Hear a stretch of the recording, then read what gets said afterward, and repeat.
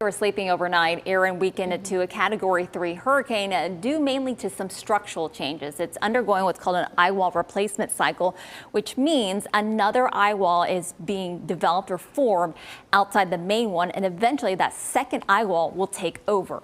It's typical with major hurricanes like Erin. Right now, Erin is a Category 3 with winds of 125 miles per hour. It's about 155 miles north of San Juan, Puerto Rico. And taking a look at its radar imagery, you can see a lot of banding still producing heavy rain over Puerto Rico as it's moving west-northwestward. And taking a look at the latest satellite, it looks like that eye wall replacement is nearing its end. So that will allow it to strengthen back again to a Category 4 storm as we go in the latter half of the day today. So Erin, here's a look at the latest path on it. It will again strengthen back to a Category 4 later today as it's nearing Turks and Caicos, and by tomorrow nearing the southeastern Bahamas. Before Tuesday morning, it makes that critical pivot to the north away from the Bahamas, still as a Category 4 hurricane, and then by midweek Wednesday weakening to a Category 3 hurricane before curving east-northeastward into the open ocean waters of the Atlantic, and right now still missing Bermuda. That's a look at its latest path. Here's a look at the computer spaghetti plot models, which are pretty much in sync with that path, and nothing really diverging off to the west, which is good news for us here locally in the United States.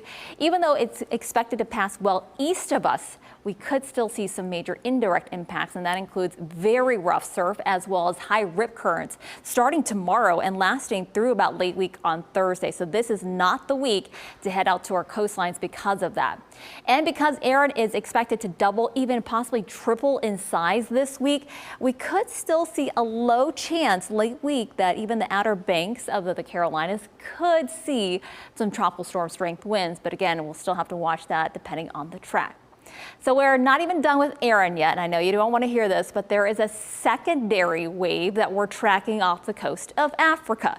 This area highlighted in yellow is where that wave could become something tropical as we head in mid to late week, and we have to watch this one closely. Even though right now it only has a 20% chance of development, models are hinting at developing this one. So I know that's not what you want to hear right now because Erin really hasn't even cleared us yet, but we're also watching another disturbance behind Erin.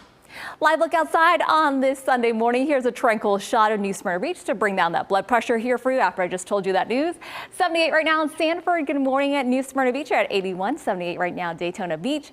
Here's a look at our satellite and radar this morning. A few clouds to start off the day, but no rain yet. But that's going to change this afternoon, though.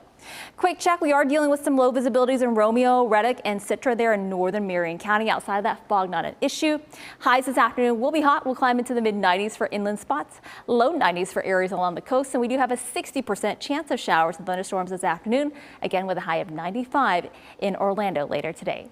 Here's a look ahead. Your Central Florida certified most accurate forecast. Lower rain coverage Tuesday and Wednesday, but keep in mind again, our coastline locations will be dealing with rough surf and high rips this week until Erin finally moves far enough away from us by late week. More of your morning headlines